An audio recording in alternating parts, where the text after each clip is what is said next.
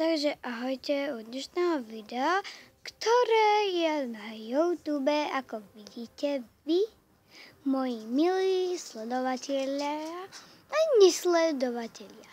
Takže ja vám by som veľmi, aby ste mi poradili, či mám skončiť s Instagramom, s YouTube, alebo tak z Google+, alebo ja neviem, ako sa to volá.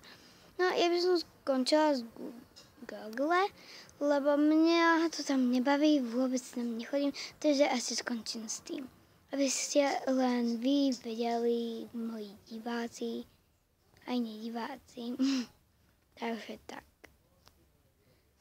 Druhé, čo vám chcem povedať, je, že mám rada lopsovky aj všetkých a viete, ako to je, keď máte nejakú sestru, ako je moja sestra Karin.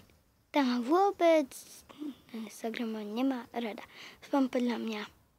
Karin nič v zlom, hej? Takže tak. Vlastne Karin, ja už som z toho fakt. Moja sestra Karen má Instagram, na ktorom sa volá Lopus Kremelka, určite si na ňu kliknite a dajte jej samé lajky a takisto koment krásny a takisto jej dajte odber. Budem rada. Ja sa vám na Instagrame Lopus Bunny Vlogs. Tiež urobte to isté. Aspoň chcem vás o to poprosiť.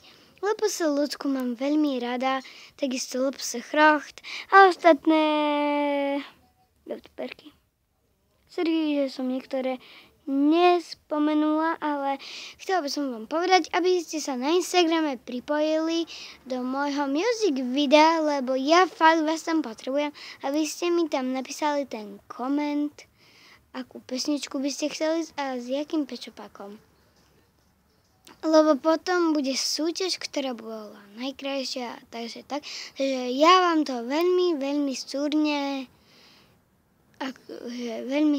to od vás potrebujem. Ak mi to urobíte, veľmi budem rada, takže z dnešného videa všetko. To bolo také kratšie video, takže čau a na budúce urobím možno video, ktoré je film Láska navždy. Takže zatiaľ čau. Vaša.